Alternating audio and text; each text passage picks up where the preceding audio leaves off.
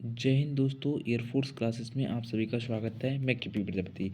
मैं आपके लिए एयरफोर्स बाई ग्रुप के ऐसे 16 प्रश्न लेके आया हूँ जो आपके लिए एयरफोर्स बाई ग्रुप में बहुत मदद देंगे। तो भैया, जो एयरफोर्स बाई ग्रुप में बहुत मदद देंगे वो प्रश्न कौन से हैं, बहुत इंपॉर्टेंट, जो हर साल प्रश्न पूछे जाते हैं एयरफोर्स बाई ग्रुप में। ऐसे 16 प्रश्न लेके आया हूँ जो आपको 16 नंबर बहुत ही 2025 इंटेक में बहुत मददगार होंगे। तो पहला प्रश्न कौन सा है? पहला प्रश्न पढ़ता हूँ मैं। देखो, भारत में पुर्तगालियों का प्रथम व्यापार केंद्र कौन सा था? भारत में पुर्तगालियों का प्रथम व्यापार केंद्र कौन सा था? इसका सही आंसर क्या है भैया? गोवा। इसका करेक्ट आंसर है गोवा।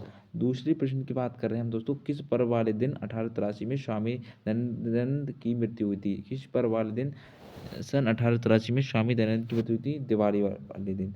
और दिवाली, इसका आंसर, राइट आंसर क्या है भैया? दिवाली वाले पर्व वाले दिन दयानंद की मृत्यु हुई थी, दिवाली। अगला प्रश्न है, कदम्बरी किसकी रचना है? तो कदम्बरी भैया किसकी रचना है? बाणभट्ट की। इसका आंसर क्या है तीसरे का? बाणभट्ट। कदम्बरी बाणभट्ट की रचना है।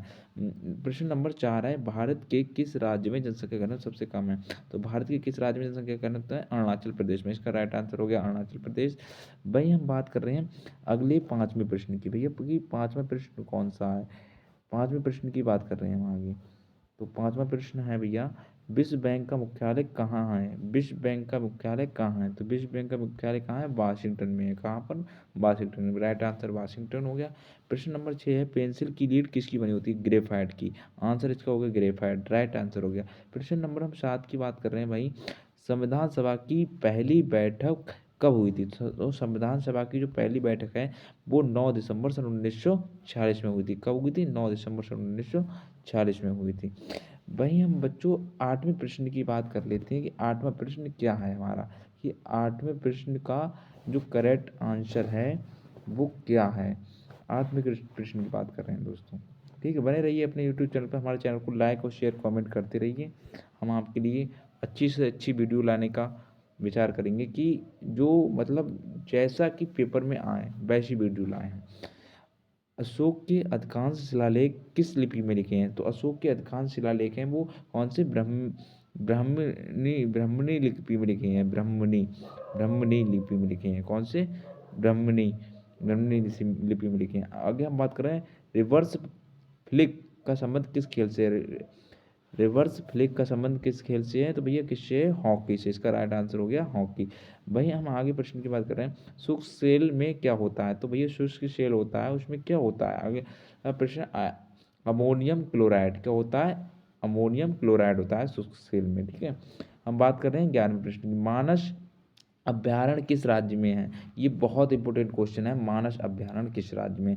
तो इससे इंपॉर्टेंट है बहुत, तो वो कहाँ पर है? असम में है। इसका सही आंसर क्या हो गया? असम। आगे प्रश्न की बात कर रहे हैं, प्रश्न नंबर 12 की, विश्व में सबसे बड़ा डाक तंत्र किस देश में है? तो भैया विश्व की बात करें, विश्व का सबसे बड़ा डाक तंत्र किस देश में है? वो हमसे प्रश्न कर रहे हैं। सबसे बड़ा डाक तंत्र है, डाक तंत्र क्या है? तो दोस्तों भारत है। भारत सबसे बड़ा विश्व का डाकघर है भारत। सबसे बड़ा विश्व का डाक तंत्र बोल दो या डाकघर बोल दो। आगे बात कर रहे हैं हम 13 लाल त्रिकोण किसका प्रतीक चिन्ह है? तो लाल त्रिकोण भैया किसका प्रतीक चिन्ह है? लाल त्रिकोण की बात करें तो परिवार नियोजन का कार्यक्रम का त्रिकोण है लाल त्रिकोण। परिवार नियोजन का कार्यक्रम, जो इलाकों में होते हैं परिवार नियोजन, एक कैंप लगते हैं, उनका प्रतीक है परिवार नियोजन कार्यक्रम। प्रश्न नंबर 14, श्रीनगर की स्थापना किसने की थी? तो भैया बहुत इंपॉर्टेंट, कई बार ये परीक्षा में पूछा गया है एयरफोर्स की, कि मतलब श्रीनगर की स्थापना कब हुई थी? बाई ग्रुप में पूछा गया है। अशोक किसने की? सॉरी, श्रीनगर की स्थापना किसने की थी? अशोक ने की थी। बहुत इंपॉर्टेंट क्वेश्चन है। आगे मैं बात कर रहा हूँ, गांधी इरविन समझौता किस वर्ष हुआ? तो गांधी इरविन समझौता बच्चों कब हुआ था? हम गांधी इरविन समझौता की बात करें, गांधी इरविन समझौता की बात कब हुआ था? ये हुआ था 3 मार्च सन 1931 ईस्वी में हुआ था। इसका राइट आंसर हो गया कि गांधी इरविन समझौता किस वर्ष हुआ है। आगे बात करें, भारतीय संघ का राष्ट्रपति किसके परामर्श से कार्य करता है? जो भारतीय संघ होता है उसका राष्ट्रपति किसके परामर्श से कार्य करता है? तो प्रधानमंत्री की परामर्श से कार्य करता है। कोई भी भारतीय संघ की बात की जाए तो भारतीय संघ का राष्ट्रपति किसके परामर्श से कार्य करता है? तो प्रधानमंत्री की।